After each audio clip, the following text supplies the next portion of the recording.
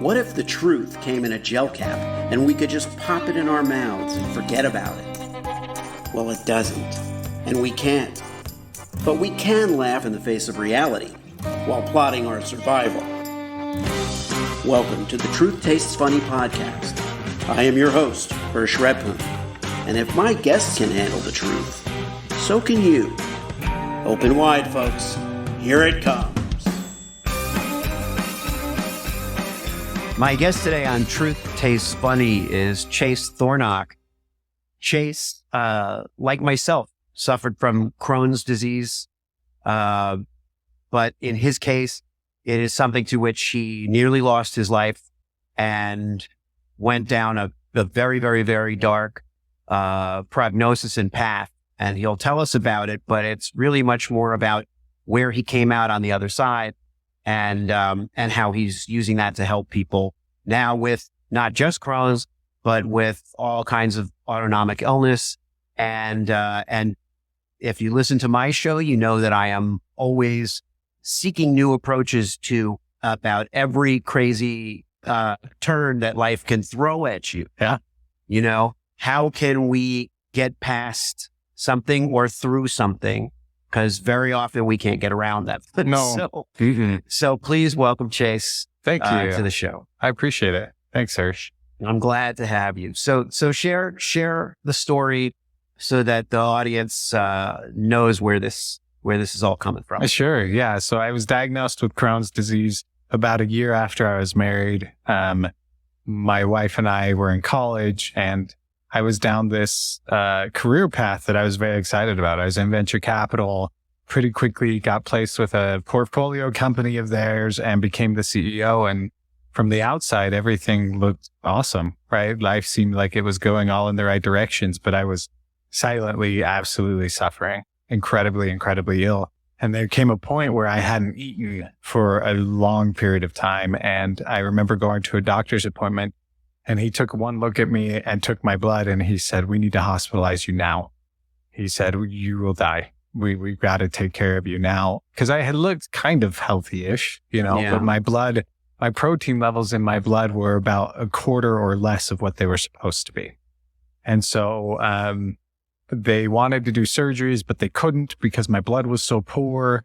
And so I was fed by something called a PICC line, which was a line run through my arm to my heart.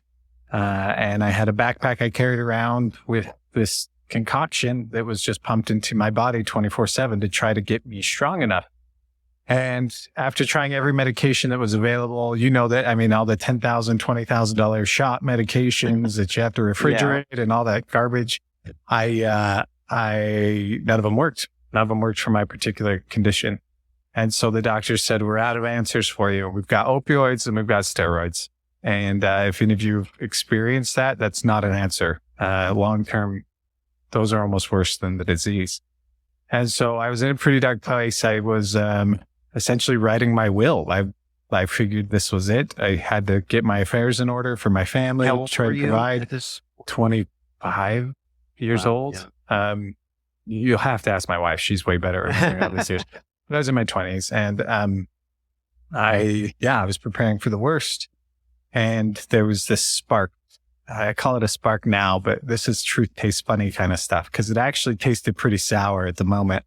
But this voice from God was basically said, "Chase, you're not going to the doctors aren't going to heal you.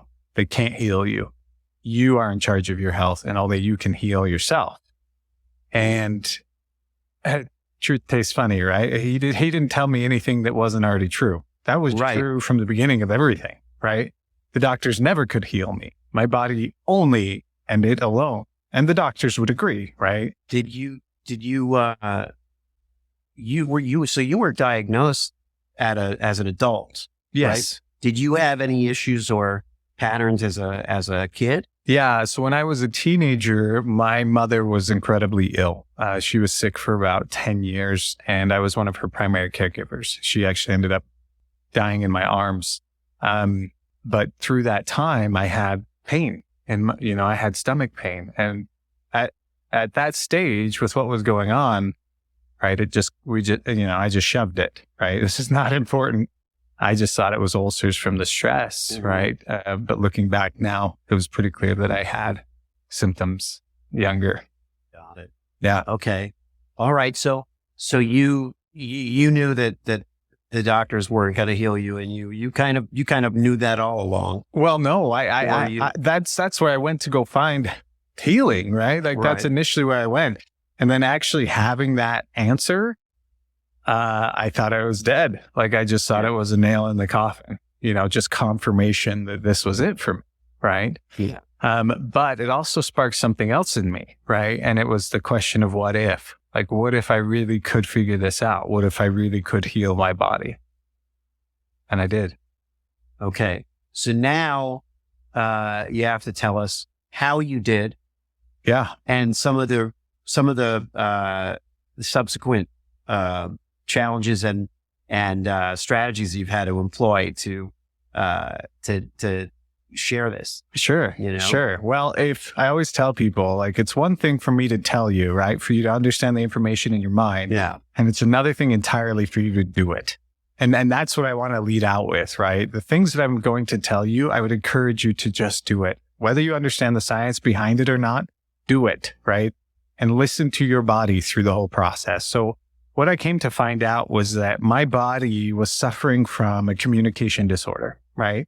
Essentially what had happened over time was that there were emotions, sensations, things in my body that weren't safe for me to feel. Generally, these types of things get programmed in us before our frontal lobe is developed, right? We all have them.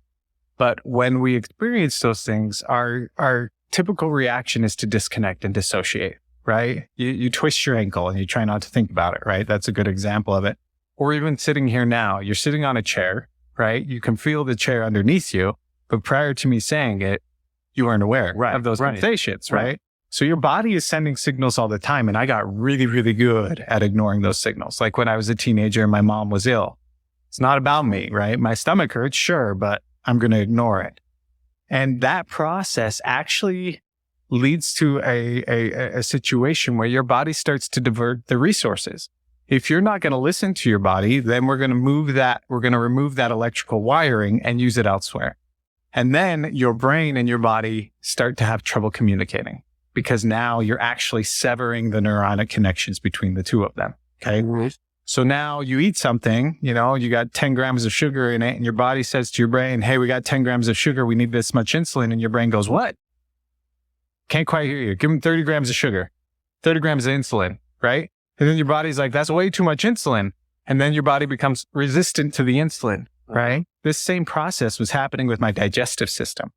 My resource allocation was so devoted towards other processes that my digestive system didn't have what it needed to function appropriately. And it slowly started to break down. In addition to that, my body was in something called fight or flight, right? Which is this experience we're hearing more about, thank goodness, of having a stress response, right? But stress responses are supposed to look like this on a graph, right? You have the stress response and then you come back down and back to your baseline. Over repeated stress, your body learns to stay in that stressed environment. And when it does that, it runs out of the neurotransmitters responsible for handling stress. And when it runs out of it, it goes to its next best option, which are something called cytokines. You know this because of your CRP test, right? Your cytokine reactive protein. This is one of the ways that we test for Crohn's disease, ulcerative colitis, rheumatoid arthritis, any inflammatory condition. We're measuring how many of those warrior cells are in the body. And as those float around, there's nothing for them to fight. Right. But they're a hammer. Everything's a nail. Right. Eventually, it starts to attack healthy tissue. Right. And yours, in my case, Crohn's disease. Some of us rheumatoid arthritis, their joints, right? And so it's about learning how to connect to that resource allocation system and being able to manipulate it. And that's what I teach people to do, how to control their autonomic nervous system so their bodies stop attacking themselves. And then how to tune into their hidden wiring, that conditioning that's developed over time that's maladaptive to them, and rewiring it so that it's productive in their life instead of tearing apart their bodies. Now, haven't some of the medical treatments aspired to rewire the communication? Yeah. So the class of medication that I took, the biologic medication, typically targets something called the inflammation cascade. Right. And some of them are specifically TNF alpha blockers. TNF alpha is a cytokine. So what it does, though, is it says, okay, we've got too many of these cytokines. They're destroying the body's tissue. So we're going to inject a medication that binds to that cytokine so it can't do its job of attaching and attacking, right? Right.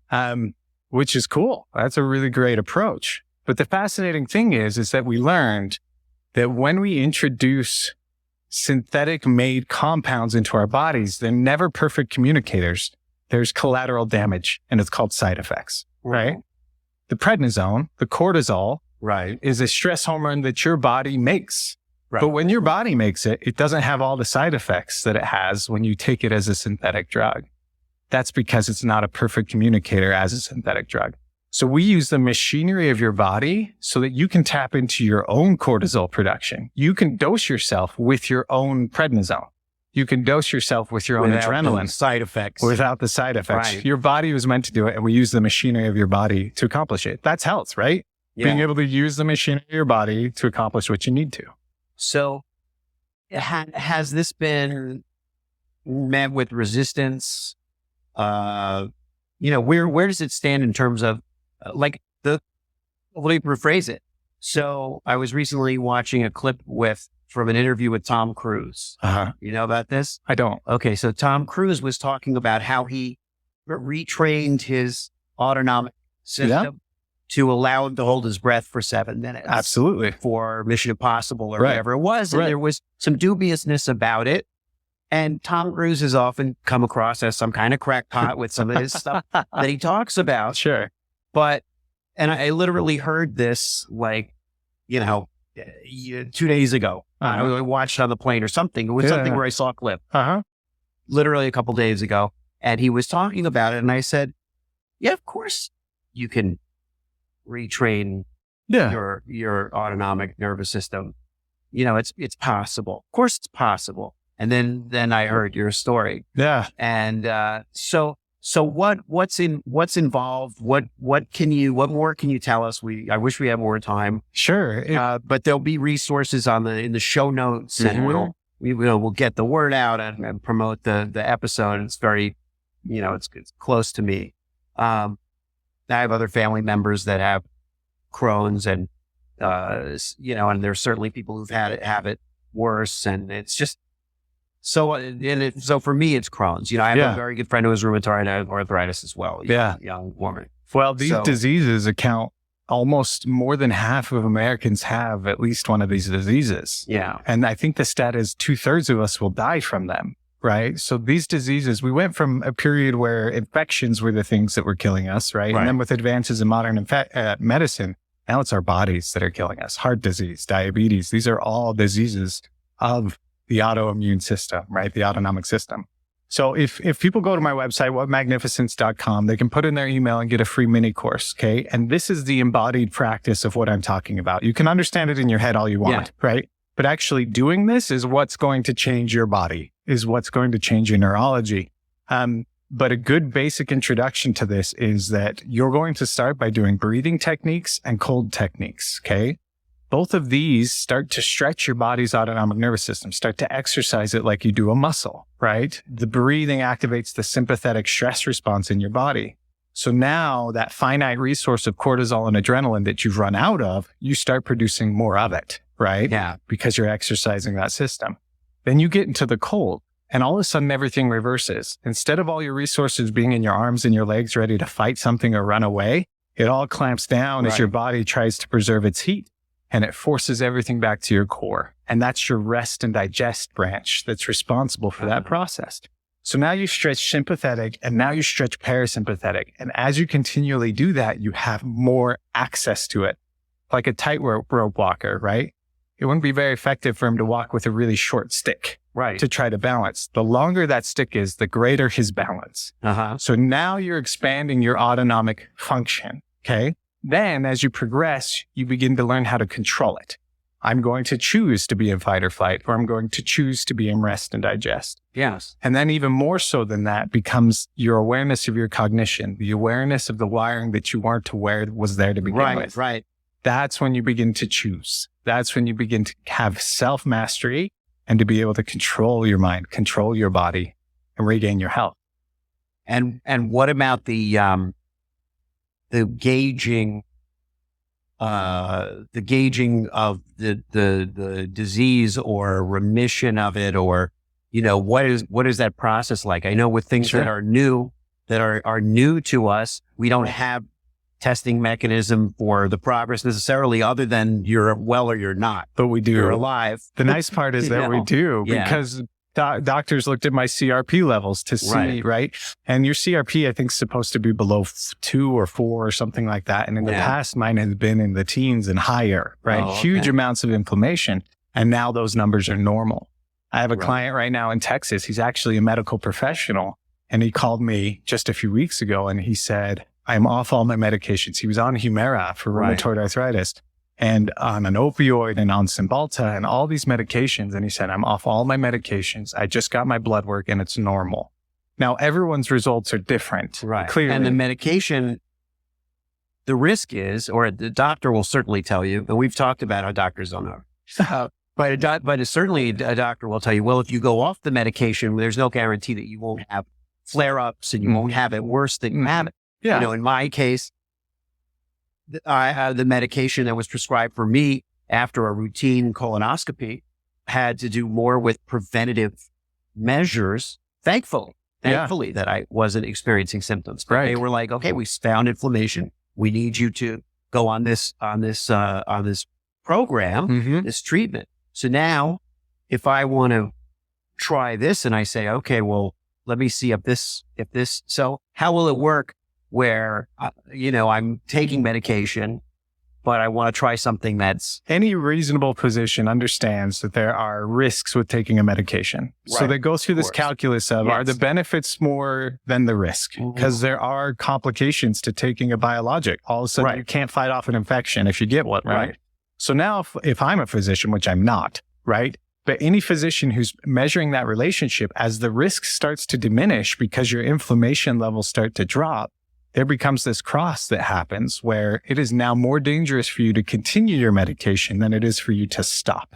Right. Now, this wonderful person, he's in his mid 60s in Texas. He stopped taking his medication without telling me, right? Okay. He just wanted to test, but he was a medical professional. I assume, he knows what he's doing. Anyone out at home, consult with your physicians, bring them in because let's be a team with this. But what he found was that as he stopped and tested, he just didn't need them. And then his blood work confirmed it. That's amazing. Well, turn it back on and okay, thank you. Because he said, give me a signal if you need another minute. And we went like this. He thought I went thumbs up.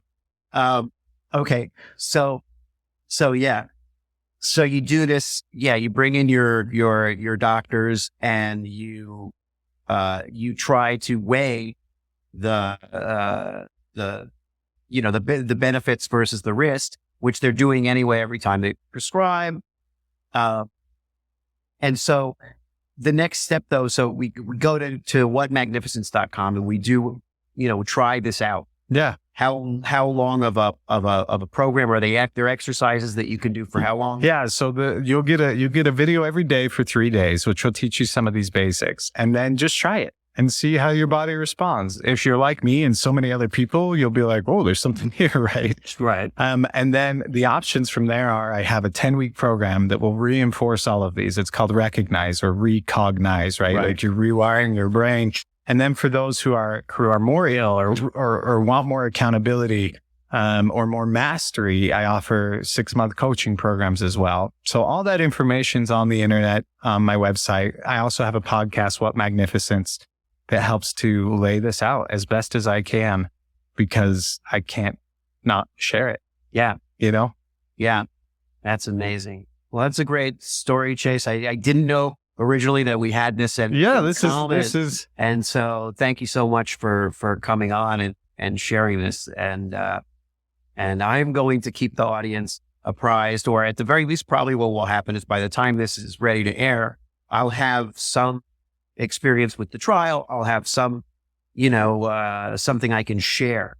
Well, I'm inspired constantly by people like you and others who do this. It's not easy, and, man, It's just incredible though to see people when they're able to heal. The last piece I wanted to add was that, because people will hear, if they hear a disease and they don't have it, that they may tune out. Yeah. And that's not a criticism, but it's like, I don't have, thank God. I don't have it. Right. But then they open their medicine cabinet and there's my blood pressure medication and there's my diabetes medication. Stress. They're under pressure. Right? Chances are you've got something. Right. They're under pressure and stress. So that's already a good reason to look into this, right? Absolutely. People who are under immense stress and just want to feel better. Yeah. And health has a common thing, right? If you're really, really sick and you want to get healthy, that's great. But the same principles will help you be healthier if you already are healthy, right? And in either situation, you need your body to accomplish what you're here to do, to run a business, to be with your family. Like the body is, the alternative is not great, right? That's great. All right. Awesome. That was perfect. I'm glad we got to do that last part. Yeah. Thank you, Hirsch. It's going to be an awesome episode. I really appreciate it, Chase. Thanks so much for tuning into Truth Tastes Funny. If you enjoyed the experience, please leave a 5-star review and share this podcast with your friends.